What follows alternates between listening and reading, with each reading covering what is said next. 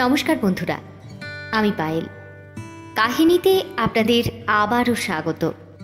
রোজকার মতোই আবার একটা অনবদ্য প্রেমের গল্প নিয়ে হাজির হয়ে গেছি কাহিনীর মঞ্চে। কাহিনীর আজকের নিবেদন বিখ্যাত লেখক শ্রী প্রভাত কুমার মুখোপাধ্যায়ের লেখা একটি অনবদ্য প্রেমের গল্প হিমানি। গল্প কেমন লাগলো কমেন্ট সেকশনে লিখে জানান প্লিজ।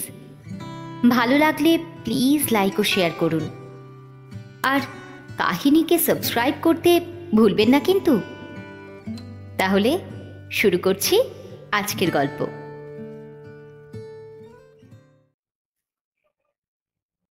মণিভূষণ আজ হিমানির নিকট চিরদিনের জন্য বিদায় গ্রহণ করিতে আসিয়াছে। হিমানির পিতা বাবু কালিদাস মিত্র খ্রিস্ট ধর্মাবলম্বী, কলিকাতার একটি প্রসিদ্ধ মিশনারি কলেজের অধ্যাপক। মণিভূষণ আজ 5 বৎসর যাবৎ এই কলেজেরই ছাত্র। কলেজে মণিভূষণের মতো প্রতিভাসম্পন্ন ছাত্র দুইটি ছিল না। যেমন তাহার মেধা, তেমনই তাহার বুদ্ধি। তাহার উপর আবার ঈশ্বর তাহাকে প্রচুর দেহ সৌন্দর্যের অধিকারী করিয়া মণিকাঞ্চন যোগ সাধন করিয়াছিলেন। অধ্যাপক মিত্র মণিভূষণকে অত্যন্ত স্নেহ করিতেন। মণিভূষণ তাহার বাটিতে সর্বদাই যাতায়াত করিত। অনেকবার চা পান করিবার জন্য নিমন্ত্রিত হইয়া রাত্রি 10টা পর্যন্ত সেগুলো গৃহে অতিবাহিত করিয়া গিয়াছে। অধ্যাপকের পরিবারস্থ সকল স্ত্রী পুরুষের সহিত সে অবাধে মিশিতে পাইত। মণিভূষণ সুকণ্ঠ গায়ক, চিত্রবিদ্যায় নিপুণ, চমৎকার করিয়া ইংরাজি ও বাংলা কবিতা আবৃত্তি করিতে পারে। এই সমস্ত গুণের জন্যই সে সকলের স্নেহভাজন হইয়া উঠিয়াছিল। কিন্তু সে যে সর্বনাশ করিয়া বসিয়াছে। আপনার পায়ে আপনি কুঠার মারিয়াছে এবং অন্যের পায়েও মারিয়াছে। দিনে দিনে অল্পে অল্পে সে অধ্যাপকের কুমারী কন্যা হিমানির হৃদয় অধিকার করিয়াছে এবং নিজেও হিমানিকে ভালোবাসিয়া মরিয়াছে। মণিভূষণ হিন্দু, তাহার পিতামাতা আত্মীয় স্বজন সকলেই গোঁড়া হিন্দু, তাহাতে আবার সে বিবাহিত। খ্রিস্ট ধর্ম অবলম্বন করিয়া যে হিমানির পানি গ্রহণ করিবে সে পথ বন্ধ। সে যে বিবাহিত তাহা এই পরিবারে কাহারও অবিদিত ছিল না। হিমানিও তাহা প্রথম অবধি জানিত। তাহাদের পরিণয় অসম্ভব জানিয়াও কেন তাহারা যে পরস্পরকে প্রথমেই ভালোবাসিতে আরম্ভ করিল, কেন যে সেই ভালোবাসা অঙ্কুরে বিনাশ না করিয়া মনোমধ্যে পরিস্ফুট পল্লবিত মঞ্জরি করিয়া তুলিল, আমি তাহার কি সদুত্তর দিব। উভয়ের মনোভাব যখন ক্রমে বিপজ্জনক অবস্থায় পরিণত হইল, যখন জানাজানি হইল, তখন সেই প্রবীণ অধ্যাপক ও তাহার পত্নী কি উপায় হইবে এই পরামর্শ স্থির করিতে বসিলেন। ইহাদিগকে চিরদিনের জন্য বিচ্ছিন্ন করিয়া দেওয়া ছাড়া আর কোনো উপায় দেখা গেল না। অধ্যাপক মিত্রের অন্তঃকরণটি বড়ই কোমল ছিল। তিনি শাস্ত্র নয়নে মণিভূষণকে পরামর্শের কথা জানাইলেন। মণিভূষণ বুদ্ধিমান, বলিবা মাত্রই সমস্ত হইল, কিন্তু বলিল, যাহা হইবার তাহা তো হইয়াই গিয়াছে। একবার হিমানির নিকট জীবনের শেষ বিদায় গ্রহণ করিতে অনুমতি দিন। তাহার ভিক্ষা মিনতিপূর্ণ সকাতর চক্ষু দুইটি দেখিয়া অধ্যাপক প্রত্যাখ্যান করিতে পারিলেন না, সম্মত হইতে হইল। তাই আজ সন্ধ্যার পূর্বেই মণিভূষণ আসিয়া সযত্নে রক্ষিত হিমানির ফটোগ্রাফখানি, তাহার হাতের খানচারিপাঁচ পত্র, এই সাধারণ নিমন্ত্রণ পত্র, হিমানির উপহার একটি অতি সূক্ষ্ম পুষ্পগুচ্ছ এবং একখানি কবিতা পুস্তক, এই সমস্ত প্রাণাপেক্ষা প্রিয়তর দ্রব্যগুলি হিমানির পিতার হস্তে সমর্পণ করিয়া হিমানির সঙ্গে শেষ দেখা করিতে চলিল। আজ সমস্ত দিন হিমানি একাকিনী নিজ কক্ষে অবস্থান করিয়াছে। কিয়দূরে টেবিলে তাহার ভোজন সামগ্রী অভুক্ত পড়িয়া, শরীর অতিশয় উষ্ণ, চক্ষু দুইটিও রক্ত কমলের মতো বর্ণ ধারণ করিয়াছে। গণ্ডস্থলে অশ্রুধারা একটি বারও শুকাইবার অবসর পায় নাই। মণিভূষণ অতি সংকুচিত পদক্ষেপে তাহার কক্ষে প্রবেশ করিল। জানালার কাছে টেবিলের নিকট একখানি সোফায় হিমানী মাথায় হাত দিয়া বসিয়াছিল। মণিভূষণ গিয়া সেই সোফায় উপবেশন করিল। ইতিপূর্বে আর সে কখনো হিমানীর সহিত এক আসনে বসিবার সুখ উপভোগ করে নাই। হিমানীর একখানি সুকোমল তপ্ত হস্ত লইয়া মণিভূষণ নিজ হস্তযুগলের মধ্যে রক্ষা করিল। কথা যাহা যাহা বলিবে মনে করিয়া আসিয়াছিল তাহার একটিও বলিতে পারিল না।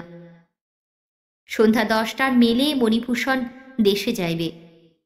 ক্রমে তাহার বিদায় গ্রহণের নিষ্ঠুর মুহূর্ত নিকট হইতে নিকটতর হইতে লাগিল। অনেক কষ্টে অশ্রু রোধ করিয়া গদগদ স্বরে 2-4টি কথা বলিতে পারিল মাত্র। হিমানী তাহার উত্তর দিতে চেষ্টা করিল, কিন্তু পারিল না। তখন সন্ধ্যার অন্ধকার ঘনাইয়া আসিয়াছে। ইহজগৎকে যেন জানি না মণিভূষণের পরজগৎ বলিয়া মনে হইতে লাগিল। হিমানীর অশ্রুধৌত ক্ষুদ্র সুন্দর মুখখানি হাতে করিয়া তুলিয়া সেই স্বল্পালোকে নিরীক্ষণ করিল। আত্মবিস্মৃতির মোহে সে সমাজ ভুলিল, নীতি ভুলিল, পাপ পুণ্য ভুলিল, বিবেক বুদ্ধি বিসর্জন করিল। সহসা আপনার পিপাসাদগ্ধ ওষ্ঠযুগল হিমানীর ওষ্ঠে মিলিত করিল। হিমানীর চক্ষু মুদ্রিত ছিল। সে চমকিল, কিন্তু মুখ সরাইল না। সহসা যেন মণিভূষণের হৃদয়ে অশান্তির তুফান কিয়ৎ পরিমাণ প্রমিত হইল। সে উঠিয়া হিমানীকে বলিল, তবে যাই। তবে আসি কথাটাই মুখে আসিয়াছিল, কিন্তু সংশোধন করিয়া বলিল, তবে যাই বলিয়া ঠিক মাতালের মতোই টলিতে টলিতে সেই গৃহ হইতে নিষ্ক্রান্ত হইয়া গেল। হিমানী সেই সোফায় মুখ লুকাইয়া লুটাইয়া পড়িল। উল্লিখিত ঘটনার পর 3টি বৎসর অতীত হইয়া গিয়াছে। এই সময়ের মধ্যে আমাদের মণিভূষণের জীবনে প্রভূত পরিবর্তন ঘটিয়াছে। সামন্তপুর গ্রামের উত্তর সীমা হইতে কিছু দূরে সরস্বতী নামে একটি ক্ষুদ্র নদী প্রবাহিত হইয়াছে। প্রস্থে 4-5 হাতের বেশি হইবে না। বছরের অধিকাংশ সময়ই হাঁটিয়ায় পার হওয়া যায়। 2 তীরে আমবাগান, বাঁশঝাড়, ঝাউবন প্রভৃতি শাখা বিস্তার করিয়া দাঁড়াইয়া সূর্য তাপ হইতে এই ক্ষীণতোরা নদীটিকে রক্ষা করিতেছে। এই নদীর তীরেই মণিভূষণের নবনির্মিত আবাসগৃহ। বাংলো ধরনের একটি ক্ষুদ্র বাড়ি। চারিপার্শ্বে দেশি বিলাতি নানা জাতীয় ফল ফুল ও পাতার গাছ। বাগান ঘিরিয়া সবুজ রং করা লোহার রেলিং। এই গৃহে মণিভূষণ একাকী বাস করে। এখন তাহার বিস্তৃত স্টকের ব্যবসা। সরস্বতীর উভয় তীরে যতগুলি পাজা দেখা যাইতেছে সমস্তই তাহার। যখন কলেজে পড়িত তখন রসায়ন শাস্ত্রের প্রতি তাহার অধিক অনুরাগ ছিল। বিভিন্ন স্থানের মৃত্তিকার রাসায়নিক পরীক্ষা করিয়া সে জানিয়াছে এই স্থানের মৃত্তিকায় ইষ্টক নির্মাণের পক্ষে সর্বাপেক্ষা উপযোগী। বিলাত হইতে এই ব্যবসা সম্বন্ধীয় রাশি রাশি পুস্তক আনাইয়া সে পাঠ করিয়াছে। 1 বৎসর কাল ক্রমাগত চেষ্টা করিয়া একটি চূর্ণ আবিষ্কার করিতে সে সমর্থ হইয়াছে, যাহা কাদায় মিশাইলে ইষ্টক বেশ লাল আর খুব শক্ত হয়। এই উৎকর্ষের জন্যই মণিভূষণের ইষ্টকের অনেক দূর পর্যন্ত এত আদর। এই গৃহে একটি অনতি প্রশস্ত সুসজ্জিত কক্ষ আছে। সেটি মণিভূষণের অফিস। খাতা ও পুস্তক ভরা কাচের আলমারি, টেবিল, চেয়ার ইত্যাদি সমস্ত আসবাবই সাহেবী কেতায় সজ্জিত। এমনকি চুরুটের ছাই ঝাড়িবার পাত্রটি পর্যন্ত যথাস্থানে রক্ষিত আছে। আজ বৈশাখের মধ্যাহ্নে মণিভূষণ আপনার নির্জন অফিস গৃহে উপবিষ্ট হইয়া ইষ্টকের হিসাব করিতেছিল না, কবিতা লিখিতেছিল। তাহার পরিচ্ছদ সাহেবী। খ্রিস্টানদের সঙ্গে মেলামেশা করার দরুনই পূর্বাবধি তাহার আদব কায়দা সমস্তই সাহেবী হইয়া গিয়াছিল। মণিভূষণের সম্মুখে যে একখানি সুন্দর বিলাতি বাধাই করা খাতা রহিয়াছে, সেখানে প্রেমের কবিতা পরিপূর্ণ। একবার সে খাতাখানির এখানে ওখানে খুলিয়া পড়িতেছিল, আবার বন্ধ করিয়া রাখিতেছিল। কবিতাগুলি সমস্তই স্ত্রীলোকের উক্তি, আবরণে লেখা শ্রীমতী হিমানী দেবী বিরচিত। কিয়ৎক্ষণ কবিতা লেখার পর দেরাজ হইতে মণিভূষণ তিনখানি চিত্র বাহির করিল। তিনখানিতেই হিমানী। প্রথমখানিতে হিমানীর কুমারী বেশ, সুন্দর ঢলঢল মুখখানি, চক্ষু দিয়া সরলতা উছলিয়া পড়িতেছে, যেন কাহার নিকট কি শুনিয়ায় ঈষৎ বিস্ময়ে হাসি হাসিতেছে। দ্বিতীয়খানিতে হিমানী বিবাহ সাজে সজ্জিতা, মুখে সলজ্জ সুরক্তিম হাসির আভা ফুটিয়া উঠিতেছে, চক্ষু আনত। হিমানী যেন আপনাকে আপনি লুকাইবার জন্য ব্যস্ত। আর শেষের খানিতে যুগল মূর্তি, হিমানী ও মণিভূষণ পরস্পরের মুখের পানে সপ্রেম দৃষ্টিতে চাহিয়া। সে দৃষ্টিতে অতৃপ্তি, মোহ ও চাঞ্চল্য মাখানো একটা ভাব নিপুণতার সহিত চিত্রিত। যদি কেহ মনে করিয়া থাকেন যে হিমানীর সঙ্গে মণিভূষণের বিবাহ হইয়া গিয়াছে, তবে তিনি ভ্রম করিয়াছেন। কলিকাতা পরিত্যাগের পর হইতেই মণিভূষণ হিমানী অথবা তাহার মাতা পিতার কোনো সংবাদই পায় নাই, এবং লয়ও নাই। হিমানী বাঁচিয়া আছে কি মরিয়া গিয়াছে তাহাও সে অবগত ছিল না। বলিতে ভুলিয়া গিয়াছি যে মণিভূষণ এখন একটা বিষম চিত্ত ব্যাধিতে আক্রান্ত। ডাক্তারেরা ইহাকে মনোমেনিয়া বলেন। এক প্রকার পাগল আর কি, সম্পূর্ণ পাগল নহে। এ ব্যাধি যাহার হয় তাহার কেবল একটি নির্দিষ্ট বিষয়ে চিত্তবিকার ঘটে, আর সমস্ত বিষয়ে তাহার মন সম্পূর্ণ অবিকৃত থাকে। কিন্তু একটু পূর্বের ইতিহাস বলার প্রয়োজন। বাড়ি আসিয়া মণিভূষণ অনেক চেষ্টা করিয়াছিল যাহাতে সে হিমানীকে ভুলিয়া স্বীয় পরিণীতা ধর্মপত্নী নবদুর্গাকে ভালোবাসিতে পারে। জলমগ্ন মৃতপ্রায় ব্যক্তিকে বাঁচাইতে হইলে তাহার মুখপথে ফুৎকার বায়ু প্রেরণ করিয়া কৃত্রিম নিঃশ্বাস প্রশ্বাস চালাইতে হয়। তাহার পর স্বাভাবিক নিঃশ্বাস প্রশ্বাস পুনরাগমন করে। মণিভূষণ প্রথমে নবদুর্গাকে এইরূপ কৃত্রিম মৌখিক ভালোবাসা জানাইতে লাগিল, কিন্তু তাহাতে কিছু ফল হইল না। সে নিজের সঙ্গে যে প্রাণান্তকর যুদ্ধে প্রবৃত্ত হইয়াছিল, সেই যুদ্ধে যদি নবদুর্গার সহায়তা ও সহানুভূতি লাভ করিতে পারে, এই দুরাশায় একদিন তাহাকে সমুদয় আত্মবৃত্তান্ত অকপটে জ্ঞাত করিল, কিন্তু তাহাতে হিত না হইয়া বিপরীত হইল। স্বামীর মুখে যাহা শুনিল তাহা তো নবদুর্গা বিশ্বাস করিলই, তাহা ছাড়া স্বামীর প্রতি অন্য সন্দেহও করিল, এবং স্বামীকে মিথ্যাবাদী, প্রতারক, ভণ্ড ইত্যাদি বলিল। অকথ্য ভাষায় হিমানীর প্রতিও আক্রমণ করিল সে। তাহার পর একটা বীভৎস শপথ লইয়া স্বামীকে বলিল, তুমি আর আমায় স্পর্শ করিও না। ইহার পর স্বামী স্ত্রীতে বিচ্ছেদ হইল। মণিভূষণ জ্বরে পড়িল। কয়েকদিন কাল খুব জ্বর রহিল। মস্তিষ্ক বিকারের সূত্রপাত তখন হইতেই। নবদুর্গা যদি আত্মীয় স্বজনদের একান্ত অনুরোধে মণিভূষণকে শুশ্রূষা করিবার জন্য তাহার কাছে যাইত, তাহা হইলে সে রাগিয়া চেঁচাইয়া অনর্থপাত করিত। তাহার নিকট নবদুর্গার নাম পর্যন্ত করিবার জো ছিল না। জ্বর নরম পড়িল, কিন্তু একেবারে ছাড়ে না। ডাক্তার বৈদ্যরা পরামর্শ করিয়া নবদুর্গাকে পিত্রালয়ে পাঠাইয়া দিল, কারণ নবদুর্গার প্রতি বিদ্বেষী এখন মণিভূষণের ব্যাধির প্রধান লক্ষণ হইয়া দাঁড়াইল। জ্বর ক্রমে ছাড়িল বটে, কিন্তু মস্তিষ্ক সম্বন্ধে একটু গোলযোগ রহিয়া গেল। নবদুর্গার প্রসঙ্গ উত্থাপিত হইলেই সে কেমন একরকম হইয়া যাইত। নবদুর্গাকে এই কারণে পিত্রালয় হইতে আর আনা হইল না, এবং পরিবার মণ্ডলীতে তাহার সর্বপ্রকার প্রসঙ্গ বর্জিত হইল। ইহার পর গ্রামের চতুর্দিকে মণিভূষণ মৃত্তিকা পরীক্ষা করিতে আরম্ভ করিল। গ্রাম হইতে 1 ক্রোশ দূরে সরস্বতী নদীর তীরে তাহার অফিস গৃহ নির্মিত হইল। নির্জনেই সে ভালো থাকিত, কেহই তাহার নির্জনবাস সম্বন্ধে আপত্তি করিল না। যেদিন খেয়াল হইত সেই দিন সে বাড়ি আসিত, 2-3 দিন থাকিয়া আবার চলিয়া যাইত।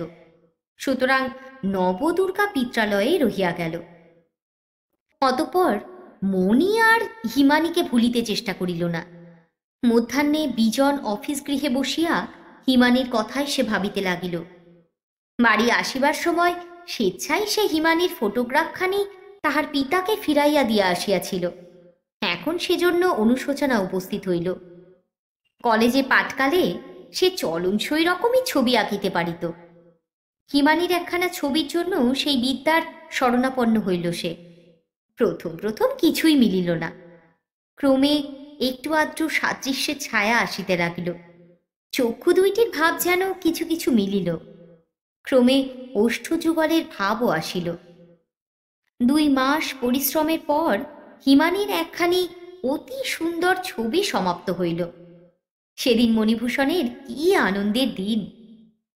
আনন্দে সে স্বহস্তাঙ্কিত প্রিয়ামূর্তিতে চুম্বন করিল। এখানে হিমানীর কুমারী বেশের ছবি। ছবি শেষ হইলে মণিভূষণ ভাবিল, এখানে বাঁধাইয়া না রাখিলে নষ্ট হইয়া যাইবে। অন্য কাহারও হস্তে কলিকাতায় পাঠাইতে বিশ্বাস হইল না তার। স্বয়ং কলিকাতায় আসিয়া দোকানে বসিয়া থাকিয়া ছবি বাঁধাইল। কিন্তু যেদিন ছবি বাঁধাইল সেই দিনই রাত্রে তাহার কাঁচ ভাঙিয়া ফেলিল। ছবিখানি বক্ষে চাপিলে আর পূর্ণ মিলন হইল না, মাঝখানে কাচের ব্যবধান রহিয়া গেল। ইহা কি সহ্য হয়? বিদ্যাপতি রাধিকাও তো ওই কারণেই গলায় হার পরিতেন না। তাহার পর হিমানীর হইয়া সে নিজেই কবিতা রচনা করিতে লাগিল। সংস্কৃত কবিরা লিখিয়াছিলেন, প্রেমিকা নায়িকা বিরহ বিকারে নিজেকে নায়ক ভ্রম করিয়া নিজের প্রতি প্রেম সম্ভাষণ করিয়া থাকেন। মণিও তাহাই করিল। সে শুধু হিমানীর হইয়া কবিতা লিখিয়াই ক্ষান্ত রহিল না, হিমানীর হস্তাক্ষর পর্যন্ত অনুকরণ করিল। সে চিত্রবিদ্যায় নিপুণ, তাহার পক্ষে ইহা বিশেষ কঠিন নহে। হিমানীর হস্তাক্ষরে হিমানীর কবিতাবলী খাতায় তুলিতে লাগিল। হিমানীর ছবিখানি বাক্সের গায়ে দাঁড় করাইয়া কল্পনা করিত যেন হিমানী তাহার কবিতাগুলি একে একে আবৃত্তি করিয়া যাইতেছে। যেখানে ভাবের উন্মাদ গভীরতা আসিত সেখানেই ছবিখানি লইয়া চুম্বন করিত। ক্রমে তাহার স্বরচিত হিমানীকে বিবাহের বেশে সাজাইয়া ছবিতেই তাহাকে বিবাহ করিল। পাগল আর কাহাকে বলে! এইরূপ করিয়া 3 বৎসর কাটিয়াছে। আজ সে তাহার নির্জন অফিস গৃহে বসিয়া কবিতা লিখিতেছিল। বেলা 1টা হইতে আকাশে মেঘ করিল। কিছুক্ষণ পরে ধুলায় চারিদিক আচ্ছন্ন করিয়া ঝড় উঠিল, খুব ঝড়। মণিভূষণের গৃহের উপরিস্থিত টিনের ছাদ পর্যন্ত কাঁপিতেছে। সে একবার বাহির হইয়া আকাশের পানে চাহিল, জল আসিতে বিলম্ব নাই। ফিরিয়া গিয়া চেয়ারে আসিয়া বসিল। মধ্যাহ্নের মেঘাচ্ছন্ন আলো ঠিক সন্ধ্যালোকের মতোই দেখাইতেছিল। জানলার কাছের মধ্য দিয়া মণিভূষণ প্রকৃতির উন্মাদনা দেখিতে লাগিল। সহসা দেখিল তাহার কম্পাউন্ডের ভিতর বাগানে একটি স্ত্রী মূর্তি। চিনিতে মুহূর্তও বিলম্ব হইল না, হিমানী। হিমানীর বস্ত্রাদি বাতাসে উড়িতেছে। বাগানের গোলাপ ফুলের পাপড়ি খসিয়া আসিয়া তাহার চারিদিকে পড়িতেছে। হিমানী দাঁড়াইয়া চকিত হরিণীর মতোই ইতস্তত দৃষ্টি করিতেছে। মণিভূষণ কলের পুতুলের মতোই আসন ছাড়িয়া উঠিয়া গেল। বাগানে গিয়া হিমানীর মুখপানে চাহিল। তাহার পর হাতখানি ধরিয়া বলিল, এসো। হিমানী মণিভূষণের সঙ্গে সঙ্গে চলিল। তাহার পরিধানে একখানি মেঘলা রঙের দেশি শাড়ি, সেই কাপড়েরই জ্যাকেট। শাড়িখানি অল্প তুলিয়া মাথায় দেওয়া, এদিক ওদিক একটি আধটি ব্রোচ দিয়া আটকানো, যাহাতে মাথা হইতে সরিয়া না যায়। বাম হস্তের একটু নিম্নভাগে একটি ছোট কালো ঘড়ি। অলঙ্কার এবং আবশ্যকতা 2 সম্পাদন করিতেছে। বেশে কোনো আড়ম্বর নাই। কিন্তু পারিপাট্য গুণে নয়নাকর্ষক। ঘরে প্রবেশ করিয়া মণিভূষণ হিমানীকে একখানি চেয়ারে বসাইল। হু হু করিয়া বাতাস আসিতেছিল, সুতরাং কপাট বন্ধ করিয়া দিতে হইল। এইবার বৃষ্টিও আসিল। মাথার উপর টিনের ছাদে নববর্ষা জলপাতে বিচিত্র সঙ্গীত উৎপন্ন হইল। তখনও হিমানী নীরবে বসিয়া। মণিভূষণ ডাকিল, হিমানী। হিমানী কম্পিত স্বরে উত্তর করিল, কি? এ কি স্বপ্ন দেখিতেছি নাকি সত্য? সত্য। স্বপ্ন হইলে বেশ হইত। কেন বেশ হইত কেন? আমার তো আশঙ্কা হইতেছে পাছে ইহা স্বপ্ন হইয়া যায়। দুঃসংবাদ আনিয়াছি। তোমার স্ত্রী সাংঘাতিক পীড়ায় আক্রান্ত হইয়াছেন, তোমায় দেখিতে চাহিয়াছেন, তাই আমি তোমায় লইতে আসিয়াছি। আমার স্ত্রী? আমার স্ত্রী সংবাদ তুমি কেমন করিয়া জানিলে? কৃষ্ণনগর হইতে আসিয়াছি। কৃষ্ণনগর? কৃষ্ণনগরে কি করিতে গিয়াছিলে? হিমানী তখন সংক্ষেপে পূর্ব কথা বলিল। বলিল, তুমি কলিকাতা পরিত্যাগ করিলে 3 মাস পরে আমার পিতার অকস্মাৎ মৃত্যু হয়। শোকে সান্ত্বনা পাইবার জন্য আমার মা যীশুখ্রিস্টের কার্যে নিযুক্ত হইয়াছেন। কৃষ্ণনগরে যে জেনা নাম মিশন খুলিয়াছে, তিনি তাহারই কর্তী। আমিও তাহার কাছে থাকিয়া চিকিৎসা ব্যবসায় করি। এইরূপ 2 বৎসর আমরা কৃষ্ণনগরেই। শুনিয়া মণিভূষণ বলিল, আমার স্ত্রীর পীড়ার সংবাদে দুঃসংবাদ কেন বলিতেছ হিমা? আমার স্ত্রী যতদিন বাঁচিয়া থাকিবে ততদিন তাহারও জীবন দুঃখময়, আর আমারও। হিমানী বলিল, ছি মণি, ও কথা মুখেও আনিও না। স্বর্গে ঈশ্বর আছেন, তিনি ইহা শুনিয়া কি মনে করিবেন? আমি তোমার কথায় লজ্জিত হইতেছি। মণিভূষণ কিছুক্ষণ চুপ করিয়া রহিল। পরে বলিল, 2টি প্রাণীকে চির পিপাসায় দগ্ধ করা কি ঈশ্বরের মতো কার্য? হিমানী বলিল, ছি মণি, ও কথা বলিও না। ঈশ্বরের ওপর বিচার করিবার অধিকার আমাদের নাই। তাছাড়া কেন তুমি ভুলিয়া যাও যে তুমি বিবাহিত ব্যক্তি এবং তোমার স্ত্রী বর্তমান? মণিভূষণ বলিল, সত্যই বলিয়াছ হিমানী, আমার স্ত্রী বর্তমান এবং তিনি এই ঘরেই আছেন। দেখিবে, তোমাকেও ঠিক আমার স্ত্রীর মতোই দেখিতে, তাই ভ্রম করিয়াছিলাম।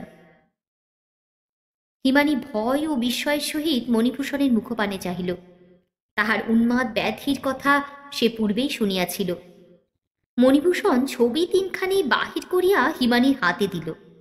হিমানী অনেকক্ষণ ধরিয়া সেই অল্প আলোকে ছবিগুলি দেখিল। ওদিকে মুখ ফিরাইয়া গোপনে 2 ফোঁটা অশ্রু মোচন করিল।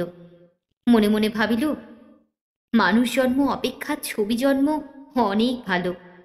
শেষে ছবিগুলি ফিরাইয়া দিয়া বলিল, এ তুমি কোথায় পাইলে? মণিভূষণ উত্তর করিল, তুমিই তো দিয়াছিলে, মনে নাই? আমার বুকের ভিতর রাখা ছিল, তিল তিল করিয়া বাহির করিয়াছি। আর হিমানী পারিল না। ঝরঝর করিয়া অশ্রু ধারা বহিয়া তাহার কপোল ভাসাইল। মণিও কাঁদিল।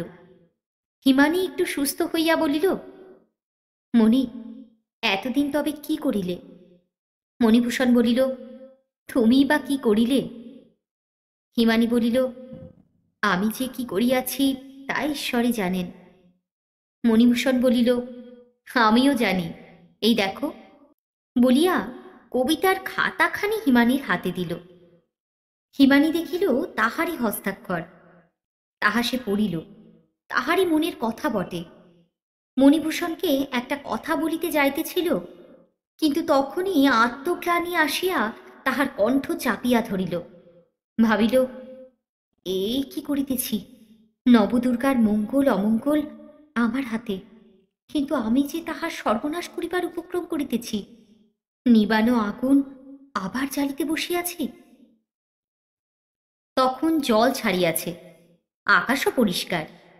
হিমানী উঠিয়া দাঁড়াইল, বলিল, মণি, অনেক বিলম্ব করিয়া ফেলিলাম। 5টার গাড়িতে আমাকে কৃষ্ণনগর ফিরিতেই হইবে। আমার হাতে ভিন্ন নবদুর্গা ঔষধ খায় না। তুমি কাল যাইবে তো? মণিভূষণ ভাবিয়া বলিল, যাইব। মনে মনে বলিল, প্রাণেশ্বরী, তোমার দেখা পাইবার জন্য নরকেও যাইতে পারি।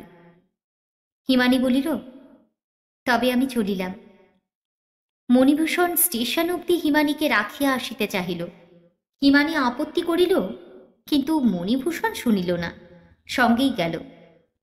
পথে হিমানী মণিভূষণকে সাবধান করিয়া দিল, তোমার সঙ্গে যে আমি পূর্বাবধি পরিচিত তাহা সেখানে প্রকাশ করিও না। পরদিন মণিভূষণ শ্বশুরালয়ে যাত্রা করিল। গিয়া দেখিল স্ত্রীর পীড়া সাংঘাতিক অবস্থা অতিক্রম করিয়াছে। এখন একটু সুরাহা হইয়াছে। হিমানী স্বয়ং চিকিৎসা করিতেছে। তাহার শ্বশ্রু ঠাকুরানী আসিয়া কাঁদিতে লাগিলেন। বলিলেন, বাবা, এতদিন পরে কি মনে পড়িল? ও ছেলে মানুষ, ওর কি বুদ্ধি আছে? ওর কথা কি আর ধরিতে হয়? মণিভূষণ অপ্রতিভের মতো মাটির পানে চাহিয়া বাম হস্তে গুম্ফ প্রান্ত পাকাইতে লাগিল। কোনো উত্তর করিতে পারিল না। হিমানীকে সেখানে সবাই মেম ডাক্তার বলিত। মণিভূষণ শুনিল মেম ডাক্তার নাকি 2 বৎসর যাবৎ নবদুর্গার সহিত সখিত্ব বন্ধনে বন্ধ। এই 2 বৎসরে প্রায় প্রতিদিনই তিনি আসিয়া নবদুর্গাকে লেখাপড়া এবং নানা প্রকার শিল্পকর্ম শিখাইয়াছেন। পীড়ার প্রারম্ভকাল হইতেই তিনি স্বয়ং চিকিৎসা করিতেছেন।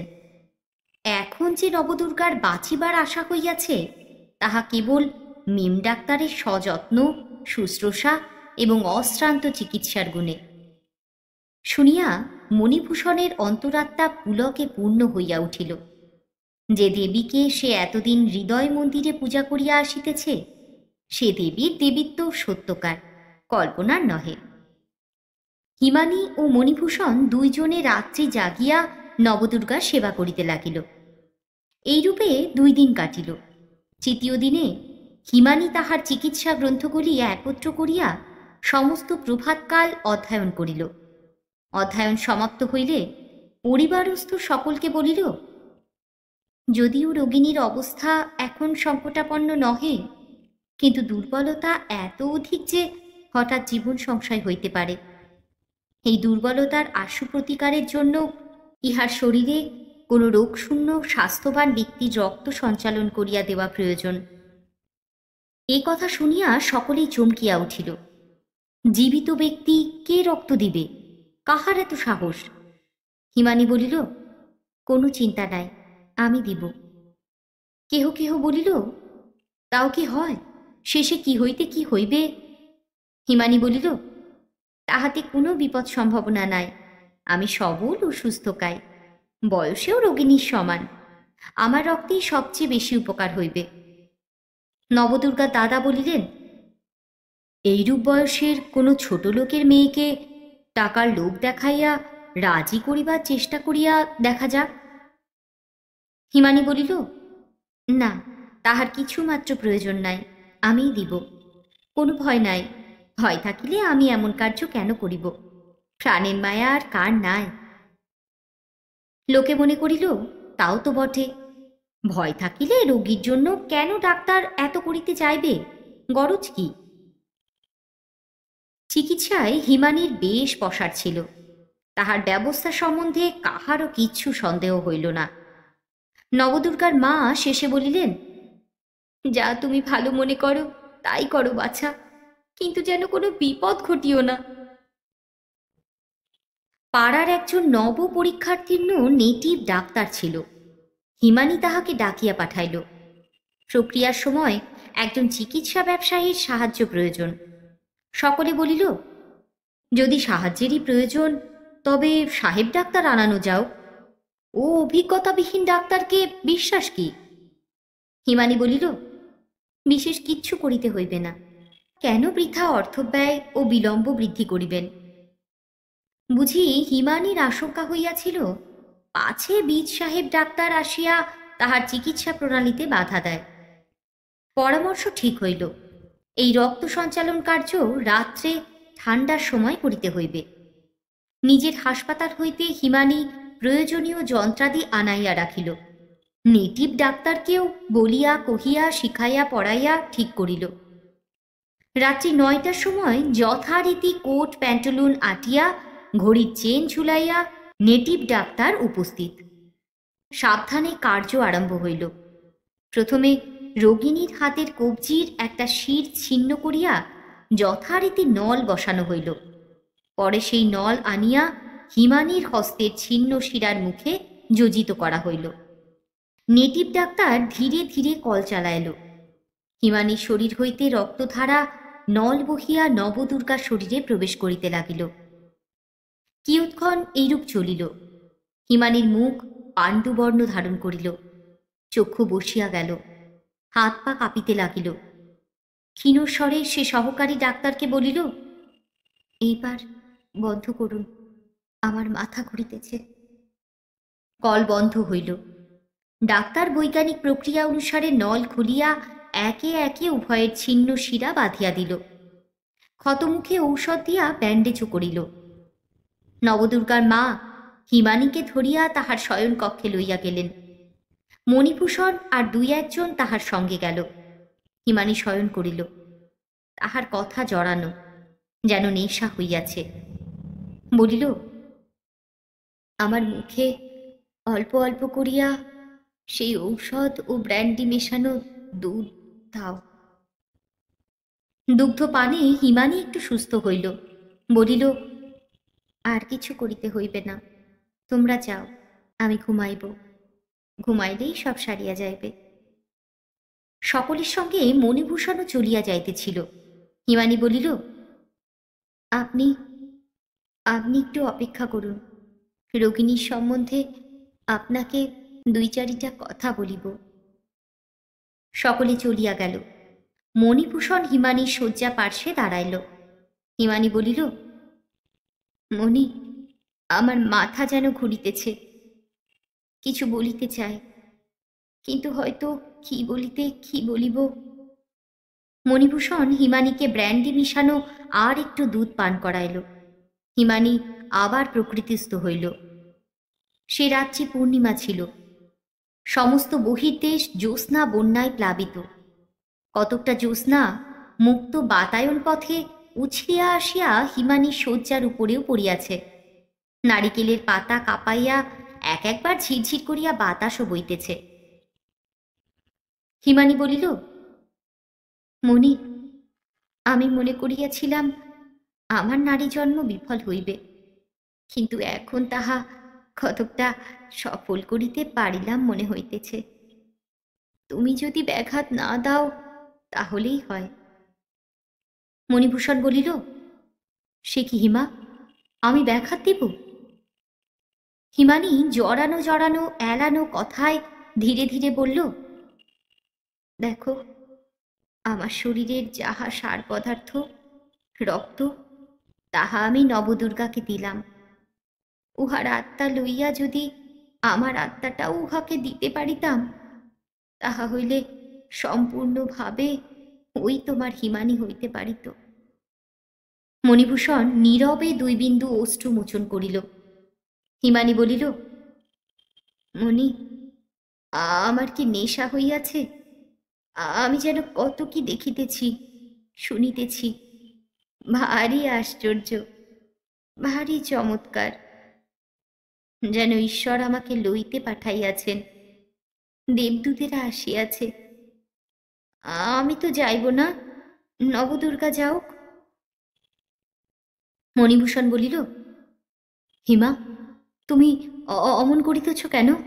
আর একটু দুধ দিব? হিমানী আবার দুগ্ধ পান করিল। আবার একটু সুস্থ হইয়া বলিল, কতগুলো কি স্বপ্ন দেখিতেছিলাম, কিন্তু বড় চমৎকার স্বপ্ন। দেখো মণি, আমি যেন নবদুর্গা হইয়া জন্মিয়াছিলাম, আর তোমার সঙ্গে আমার বিবাহ হইতেছিল। আমি যদি নবদুর্গা হইয়া জন্মাই, তবে কি তুমি আমায় এমনই ভালোবাসিবে? মণিভূষণ বাষ্পাকুল স্বরে বলিল, হ্যাঁ হিমা, এমনই ভালোবাসিব। হিমানী বলিল, তবে কাল প্রাতে আমার আত্মা নবদুর্গার সঙ্গে বিনিময় করিব। ঠিক এই সময় নিশীথ নিস্তব্ধতা ভঙ্গ করিয়া দূরে কোনো একজন হিন্দুস্থানী গলা কাঁপাইয়া গাহিয়া উঠিল। হিমানীর কানে এই গান পৌঁছিল। সে যেন জাগিয়া উঠিল। জ্যোৎস্নার অল্পালোকে মণিভূষণের ম্লান মুখখানির পানে চাহিল।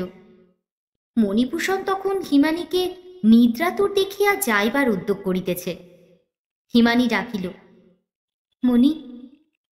মণিভূষণ এই সোহাগের স্বরে গলিয়া উত্তর করিল, কি হিমা? হিমানী বলিল, মনে পড়ে। মণি হিমানীর মুখের পানে চাহিল। হিমানী বলিল, সেই একদিন কলিকাতায় যেদিন তুমি আমাকে ফেলিয়া আসিয়াছিলে। মণিভূষণের মনে পড়িল। সঙ্গে সঙ্গে একটি সুগভীর দীর্ঘ নিঃশ্বাস পড়িল। হিমানী বলিল, আমার বড় ঘুম পাইতেছে। সেদিন যাইবার সময় যাহা দিয়াছিলে তাই দিয়া যাও। মণিভূষণ হিমানীর বিবর্ণ শীতল ওষ্ঠাধরে একটি প্রগাঢ় চুম্বন অঙ্কিত করিল। হিমানী বলিল, সেবারে দুজনেই মনে করিয়াছিলাম এই দেখায় শেষ দেখা, কিন্তু আবার দেখা তো হইল। সেদিনের বিদায় চুম্বনের যাহা গুণ ছিল এটিতেও যেন তাহাই থাকে। আবার যেন দেখা হয়। আমার ঘুম পাইতেছে, এখন তুমি যাও। মণিভূষণ বাহির হইয়া গেল। হিমানীকে একাকী রাখিয়া আসিয়া তাহার মনে নানা রূপ আশঙ্কা হইতে লাগিল। ভাবিয়া চিন্তিয়া সে তাহার শালাজোকে হিমানীর শয়নকক্ষে পাঠাইয়া দিল। তিনি গিয়া দেখিলেন হিমানীর বিছানার রক্তে ভাসিয়া গিয়াছে। বুকে হাত দিয়া দেখিলেন হৃৎস্পন্দনও থামিয়া গিয়াছে, নিঃশ্বাসও বহিতেছে না। চিৎকার করিয়া ছুটিয়া তিনি বাহিরে গেলেন। সকলে আসিল, ডাক্তারও আসিল। আলো জ্বলিল। পরীক্ষা করিয়া ডাক্তার বলিল, কি সর্বনাশ! ইনি ব্যান্ডেজ খুলিয়াছেন, শিরার মুখ ছিঁড়িয়া দিয়াছেন। শরীরে যাহা রক্ত অবশিষ্ট ছিল তাহা নির্গত হইয়া গিয়াছে। ইহা ইহা ইচ্ছাকৃত আত্মহত্যা। বর্তমানে মণিভূষণের পাগলামি ব্যাধি আরও বৃদ্ধি পাইয়াছে, কিন্তু সেই ব্যাধিতেও একটা সুলক্ষণ দেখা যায়। স্ত্রীর প্রতি তাহার মন আশ্চর্যরূপে ফিরিয়া গিয়াছে। এখন সে স্ত্রীকে হিমানী বলিয়াই ডাকে।